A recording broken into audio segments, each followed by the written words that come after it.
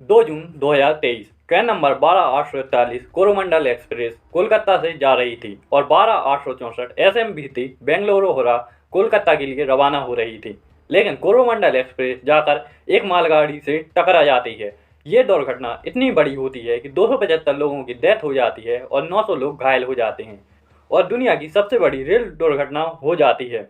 दुनिया के लगभग हर बड़े न्यूज़पेपर, राउटर्स, अल जजीरा, न्यूयॉर्क टाइम ने इस दुर्घटना को कवर किया और वर्ल्ड लीडर जिनमें Chinese president Xi Jinping, American president जो बाइडन और रशियन प्रेसिडेंट व्लादिमीर पुतिन और बहुत से देशों ने शोक व्यक्त किया है। लेकिन आज के वक्त जब टेक्नोलॉजी इतनी एडवांस हो गई है, इतना बड़ा एक्सीडेंट कैसे हो गया और कवच सिस्टम का क्या जो ट्रेन की सुरक्षा के लिए लगाया गया था, सभी बातों के बारे में जानेंगे और इसके लिए क्या नए एडवांसमेंट करें कि आगे से ये दुर्घटना ना हो। It is providential that his life was saved.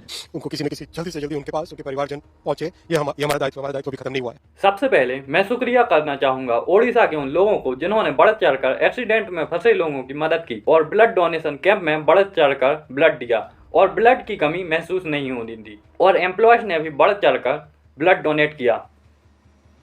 How this happened? तो जया वर्मा सिन्हा के अनुसार ट्रेन की 2 मेन लाइन थी जिनमें अप लाइन पर कोरोमंडल एक्सप्रेस की हाई स्पीड 130 थी और 128 किलोमीटर पर आवर की स्पीड से आ रही थी। अब इसमें यह जानना जरूरी है कि इन 2 अप और डाउन लाइन के अलावा 2 लूप लाइन भी मौजूद थी। जैसे अगर एक ट्रेन मेन लाइन पर जा रही हो और कोई ट्रेन पीछे से तेज गति से आ रही हो तो यह पहली ट्रेन कुछ समय के लिए इस लूप लाइन पर शिफ्ट हो जाएगी जिससे पीछे वाली ट्रेन आसानी से आगे निकल सके।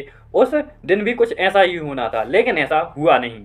एक मालगाड़ी जो लूप लाइन पर खड़ी थी ताकि कोरोमंडल एक्सप्रेस निकल सके, लूप लाइन पर जाने के लिए यहाँ पर ट्रैफिक लाइट द्वारा सिग्नल दिए जाते थे। अगर ग्रीन लाइट हो तो सीधे मेन लाइन पर जाना होता है, लेकिन अगर येलो लाइट दिखाई दी तो इसे लूप लाइन पर शिफ्ट करना होता है। लेकिन कुछ टेक्निकल ग्लिच की वजह से यह लाइट पहले ग्रीन दिखाई दी फिर येलो दिखने लगी और कोरोमंडल एक्सप्रेस लूप लाइन पर खड़ी मालगाड़ी से जा टकराई और उसी वक्त कोरोमंडल एक्सप्रेस के कुछ डब्बे बेंगलुरु होरा से जा टकराए। लेकिन यहाँ पर सुकून की बात यह है कि बेंगलुरु होरा के डिब्बे जर्मन एलएचबी टेक्नोलॉजी से बने हुए थे और रेलगाड़ी की तुलना में काफ़ी लाइट होते हैं और जो एक्सीडेंट के बाद डिटैच हो जाते हैं। अगर ऐसा नहीं होता तो हमें और भयंकर दुर्घटना देखने को मिलती जिसकी कल्पना करने में भी हमारी रूह कांप उठती। कवच टेक्नोलॉजी। ट्रेन एक्सीडेंट के बाद कवच की काफ़ी बात हो रही है कि अगर यह टेक्नोलॉजी ट्रेन में मौजूद होती तो यह एक्सीडेंट नहीं होता। अब यह कवच क्या है? तो कवच एक ऐसी टेक्नोलॉजी है जिसमें अगर 2 ट्रेन एक ही पटरी पर आ रही हों तो ट्रेन अपने आप ही दोनों ट्रेनों को रोक देगा, जिसकी टेस्टिंग रेल मिनिस्टर अश्विनी वैष्णव ने सक्सेसफुली कंडक्ट की थी। देखिए कवच अपने से रोकने की कोशिश कर रहा है। ड्राइवर साहब आप तो ब्रेक नहीं लगा रहे हैं। ड्राइवर ब्रेक नहीं लगा रहे हैं। आगे लोगों खड़ा है ब्लॉक सेक्शन के अंदर, एक ही लाइन में 2 ट्रेन खड़ी है। ट्रेन कोलाइड करने की कोशिश कर रहे हैं हम लोग, लेकिन कवच रोक रहा है। लेकिन अश्विनी वैष्णव जया वर्मा के बयान के अनुसार अगर कवच इंस्टॉल भी होता तो ट्रेन एक्सीडेंट को रोक नहीं पाता, क्योंकि यह ट्रेन सामने वाली पटरी पर नहीं बल्कि लूप लाइन वाली पटरी से जा टकराई और अगर ट्रेन ड्राइवर ने देखकर ब्रेक भी लगाए होंगे तो ट्रेन 128 किलोमीटर पर आवर की स्पीड पर थी और ब्रेक को लगने के बाद भी ट्रेन 1 किलोमीटर तक चलती जाती है। कवच भारत की बहुत कम ट्रेन में इंस्टॉल किया गया है और इसे लगाने में कई सालों का समय लगेगा, लेकिन भारत में बस इसी वजह से ट्रेन एक्सीडेंट नहीं हो रहे हैं। ट्रेन एक्सीडेंट का मेन रीजन यहाँ की पटरियों पर सही से देखभाल नहीं करना है, क्योंकि भारत में ट्रेनों की संख्या तो बढ़ रही है लेकिन पाथ पर उतना खर्च नहीं हो रहा है।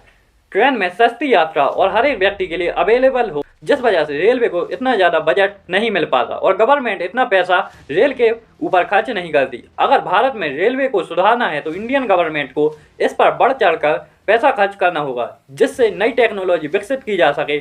और इंडिया में ट्रेन पटरी को 2 वेदर कंडीशन को फेस करना पड़ता है, जिसमें भाई ठंड में पटरी सिकुड़ जाती है जबकि गर्मी के वक्त यह एक्सपेंड हो जाती है, जिसके लिए ट्रेन को हर साल रिपेयर करने के लिए हाई मेंटेनेंस कॉस्ट की आवश्यकता पड़ती है। इम्प्रूवमेंट।